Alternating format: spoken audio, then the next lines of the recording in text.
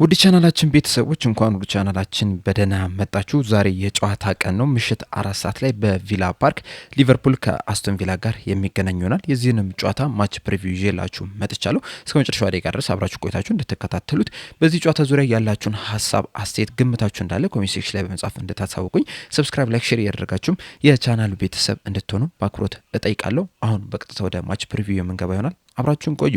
ዛሬ ምሽት 4 ሰዓት ላይ በእንግሊዝ ፕሪሚየር ሊግ የ37ኛ ሳምንት መርሃ ግብር ሊቨርፑል በቪላ ፓርክ ከአስቶን ቪላ ጋር የሚገናኝ ይሆናል። በዚህም ጨዋታ ላይ ከሁለቱም ቡድን በኩል በጉዳት ምክንያት የተለያዩ ተጫዋቾች የሚያመልጣቸው ይሆናል።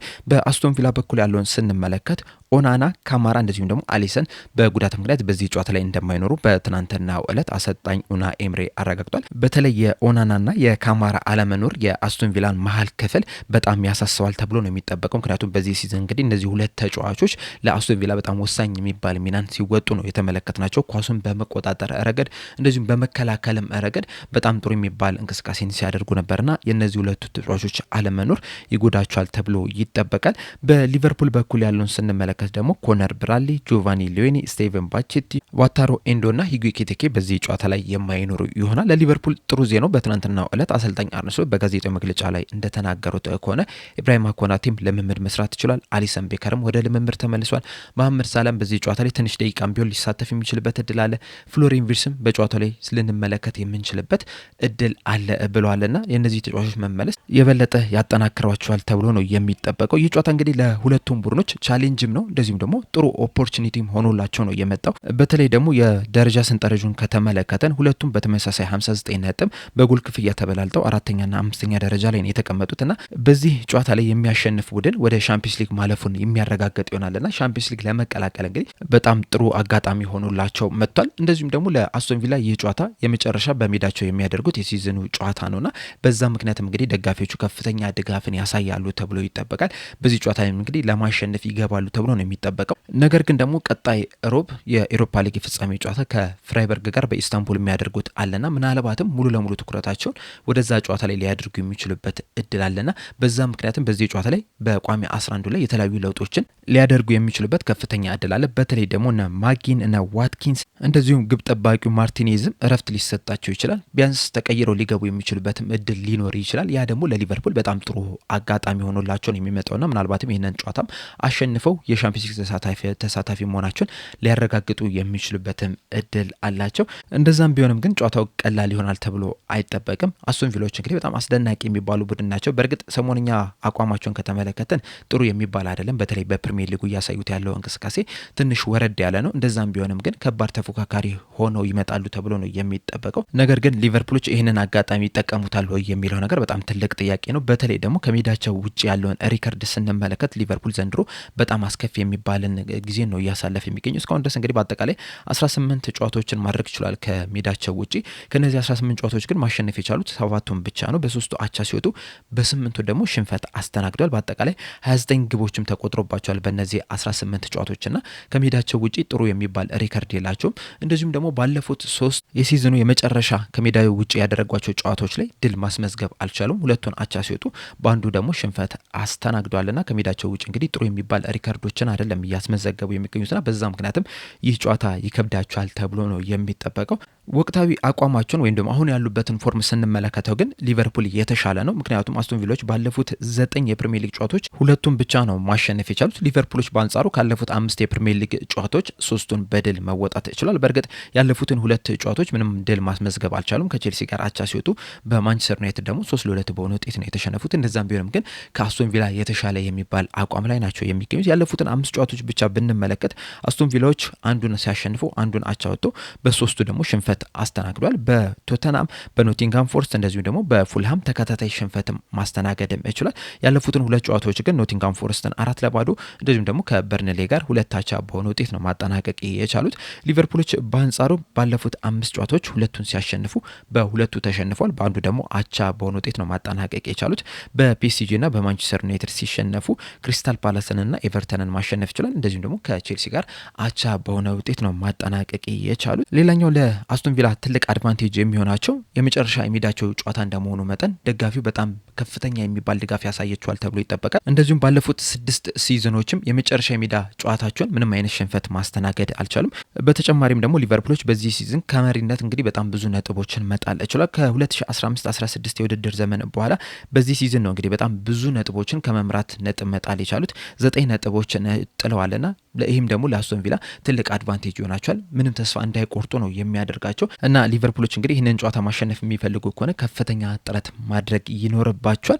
እንደዚሁም የእርስ በርስ ግንኙነታቸውን ስንመለከት በአጠቃላይ ባለፉት 28 ጨዋታዎች ሊቨርፑሎች 17ቱን ሲያሸንፉ በ6ቱ ተሸንፈው 5ቱን ደግሞ አቻ በሆነ ውጤት ነው ማጠናቀቅ የቻሉት። እንደዚሁም ባለፉት 12 ጨዋታዎችም አንድ ሽንፈት ብቻ ነው ያስተናገዱት። ለመጨረሻ ጊዜም የተሸነፉት ኦክቶበር 2020 ላይ ነው የነበረው። በዛ ጨዋታ ላይ እንግዲህ አስቶን ቪሎች ሊቨርፑልን 7-2 በሆነ ውጤት ነበረ ማሸነፍ የቻሉት። በጨዋታው ላይም ዋትኪንስ ሃትሪክ መስራት ሲችል ቀሪዎቹን ማጊን፣ ባርክሌና ግሪሊሽ ነበረ ማስቆጠር የቻሉት። ሁለቱን ግቦች ግሪሊሽ አስቆጥሯል በዛ ጨዋታ ላይ። ለሊቨርፑል ደግሞ ሳላ ነበረ ሁለቱንም ግቦች ማስቆጠር የቻሉና ምናልባትም በሁለቱ ቡድኖች የእርስ በርስ ግንኙነትም ሊቨርፑል የተሸነፈበት ከባዱ ሽንፈትም ሆኖ ተመዝግቦለታል። ከዛ በኋላ ግን ሊቨርፑሎች በአስቶን ቪላ ምንም አይነት ሽንፈት ማስተናገድ አልቻሉም። እንደዚሁም ባለፉት 5 በቪላ ፓርክ በተደረጉ ጨዋታዎች ሊቨርፑል የተሸነፈው አንድ ጨዋታ ብቻ ነው። ሁለቱን ሲያሸነፍ ሁለቱን ደግሞ አቻ በሆነ ውጤት ነው ማጠናቀቅ የቻሉት። በዚህ ሲዝን እንግዲህ በአንፊልድ ተገናኝተው ነበር። ያንንም ጨዋታ ሊቨርፑሎች 2-2 በሆነ ውጤት ነበረ ማሸነፍ የቻሉትና በዛሬ ጨዋታ ላይ የሚያሸንፉ ከሆነ ከ2021-22 የውድድር ዘመን በኋላ ለመጀመሪያ ጊዜ በሜዳቸውም ከሜዳቸውም ውጪ አስቶን ቪላን ማሸነፍ የሚችሉ ይሆናል። ለመጨረሻ ጊዜ እንግዲህ በቪላ ፓርክ በተገናኙበት ጨዋታ ላይ 2-2 በሆነ ውጤት ነበረ ማጠናቀቅ የቻሉት። በዚህም ጨዋታ ላይ ሳላ ባስቆጠራት ግብ ሊቨርፑሎች ነበሩ ቀዳሚ መሆን የቻሉት። ከዛ በኋላ ግን ቴሌማንስና ዋትኪንስ ባስቆጠሯቸው 2 ግቦች አስቶን ቪሎች 2-1 መምራት ችሎ ነበረ። 61ኛው ደቂቃ ላይ ግን ትሬንት አሌክሳንደር አርኖልድ ሊቨርፑልን አቻ የምታደርግ ግብ ማስቆጠር ይችላል። እናም በስተመጨረሻም እንግዲህ ይህ ጨዋታ 2-2 በሆነ ውጤት ሊጠናቀቅ ይችላል። በጣም ጥሩ የሚባል ፉክክርም የታየበትም ጨዋታም ነው የነበረውና በዛሬው ጨዋታ ላይ እንግዲህ ተመሳሳይ በጣም ከባድ የሚባል ፉክክር ይታይበታል ተብሎ ይጠበቃል። በተለይ ደግሞ ቅድም እንዳልኳቸው ሁለቱም ቡድኖች እንግዲህ የሻምፒዮንስ ሊግ ተሳታፊ ለመሆን ከፍተኛ ጥረት እያደረጉ ነው የሚገኙትና ያንንም ለማረጋገጥ እንግዲህ የዛሬው ጨዋታ በጣም ወሳኝ የሚባል ጨዋታ ስለሆነ በሙሉ ኃይላቸው ሊገቡ የሚችሉበት እድል አለ። ነገር ግን ደግሞ አስቶን ቪላዎችም እንግዲህ ሮብ ምሽት ላይ የኤሮፓ ሊግ የፍጻሜ ጨዋታ ስላለባቸው ምናልባትም አንድ አይናቸውን እዛ ጨዋታ ላይ ጥለው ሊጫወቱ ስለሚችሉ በዚህ ጨዋታ ላይ ሊቨርፑሎች የተሻለ የማሸነፍ እድል ሊኖራቸው ይችላል ተብሎ ይጠበቃል። በመቀጠልም አሰልጣኝ አርነ ስሎት ይዞት ሊገቡት የሚችሉትን አሰላለፍ ነው የምንመለከተው። በመጀመሪያ ደረጃ በበረኛ ስንጀምር በዚህ ጨዋታ ላይ እንግዲህ ማማርዳሽቪሊ በቋሚነት የመጀመር ከፍተኛ እድል አለው ብዬ አስባለሁ። በእርግጥ አሊሰን ቤከር ከጉዳት ተመልሶ እንደዛም ቢሆንም ግን ይህ ጨዋታ በጣም የፈጠነበት ይመስለኛል። ምናልባትም በቀጣይ ከብሬንትፎርድ ጋር በሚደረገው የመጨረሻ የአንፊልድ ጨዋታ በቋሚነት ይጀምራል ብዬ ነው የማስበው። በቀኝ ፉልባክ ቦታ ላይ አሁንም ከርቲስ ጆንስ ሊጀምር የሚችልበት ከፍተኛ እድል አለ። ይህ ተጫዋች እንግዲህ ላለፉት 4-5 ጨዋታዎች በተከታታይ በቀኝ ፉልባክ ቦታ ላይ ነው የጀመረ የሚገኘውና ምናልባትም በዚህ ጨዋታ ላይ በቋሚነት ሊጀምር የሚችልበት ከፍተኛ እድል አለ። በመሀል ተከላካይ ስፍራ ላይ ቨርጅል ቫንዳይክና ኢብራሂማ ኮናቴ አሁንም ጥምረታቸውን የሚያስቀጥሉ ይሆናል። በግራ ፉልባክ ቦታ ላይ ኬርኬዝ በቋሚነት ሲጀምር ልንመለከተው እንችላለን። በመሀል ሜዳው ላይ በተለይ በደብል ፒቮት ላይ ደግሞ ራያን ግራቨንበርክና አሌክሲስ ማካሊስተር በቋሚነት ሲጀምሩ ልንመለከታቸው እንችላለን። እነዚህ ሁለት ጥምረቶች እንግዲህ የአሰልጣኝ አርነ ስሎት ቀዳሚ ተመራጭ ናቸውና በዚህ ጨዋታ ላይ ይህንን ጥምረት የምንመለከት ይሆናል። 10 ቁጥር ቦታ ላይ ዶሚኒክ ሶቦስላይ ላይ ይጀምራል ተብሎ ይጠበቃል። እንደዚሁም ግራ ክንፍ በኩል ደግሞ ኮዲ ጋክፖ ይጀምራል ተብሎ ይጠበቃል። ይህ ተጫዋች እንግዲህ ከቼልሲ ጋር በነበረው ጨዋታ ላይ 9 ቁጥር ቦታ ላይ ነበረ የጀመረው። ነገር ግን ኳስ ለመንካት ራሱ በጣም ረዥም ደቂቆችን ነበረ የፈጁበት። በአጠቃላይም ጥሩ እንቅስቃሴን ማድረግ ሳይችል ነበረ ተቀይሮ መውጣት የቻለውና ምናልባት በዚህ ጨዋታ ላይ እንግዲህ በለመደው ቦታም ያሰልፉታል ተብሎ ይጠበቃል። በቀኝ ክንፍ በኩል ጀረሚ ፍሪምፖንግ ይጀምራል ተብሎ ነው የሚጠበቀው። ምንም እንኳን ማምር ሳላ ከጉዳት ቢመለስም እንኳን ራሱ በዚህ ጨዋታ ላይ በቋሚነት ይጀምራል ተብሎ አይጠበቅም። በዚህ ምክንያትም ጀረሚ ፍሪምፖንግ ግን ቀኝ ክንፍ አጥቂ ቦታ ላይ የምንመለከት ይሆናል። ትክክለኛውን ቦታ ይሄ ነው ወይ ለሊቨርፑልስ የዚህ ተጫዋች እዛ ቦታ ላይ መጮት ይጠቅማል የሚለው ሌላ አከራካሪ ጉዳይ ነው።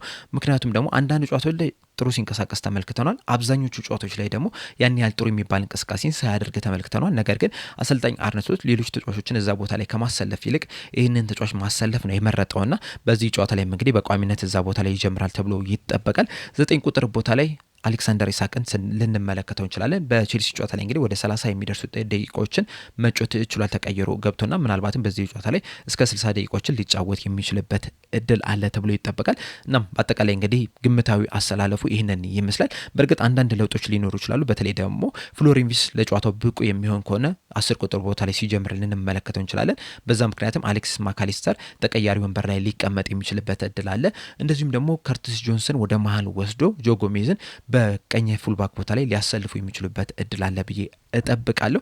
እናንተስ ቋሚ አሰላለፉ ምን ሊመስል ይችላል? ግምታችሁ እንዳለ ኮሜንት ሴክሽን ላይ በመጻፍ አሳውቁኝ። በመጨረሻም እንግዲህ የዚህ ጨዋታ ግምቴን ነው የማስቀምጠው። ይህ ጨዋታ እንግዲህ እንደኔ ግምት 2-2 ይጠናቀቃል ነው ብዬ የማስበው። ሊቨርፑሎች ጎል ሊያስቆጥሩ ይችላሉ፣ ነገር ግን ደግሞ መከላከል ብዙም ስለማይችሉ ጎልም ይቆጠርባቸዋል ብዬ ነው የምጠብቀውና በመጨረሻም 2-2 የመጠናቀቅ እድል አለው ብዬ ነው የማስበው። የእናንተን የጨዋታ ግምታችሁን በጨዋታው ዙሪያም ያላችሁን ሀሳብ እንዳለ ኮሜንት ሴክሽን ላይ በመጻፍ አሳውቁኝ። ለአሁን እኔ እዚህ ላይ አበቃው። እስከ መጨረሻው ደቂቃ ድረስ ስለተከታተላችሁን ከልብ አመሰግናለሁ። በቀጣይ በሌላ እስከምንገናኝ ድረስ ግን ሰብስክራይብ፣ ላይክ፣ ሼር ማድረግ እንዳትረሱ። ቸር ያቆየን።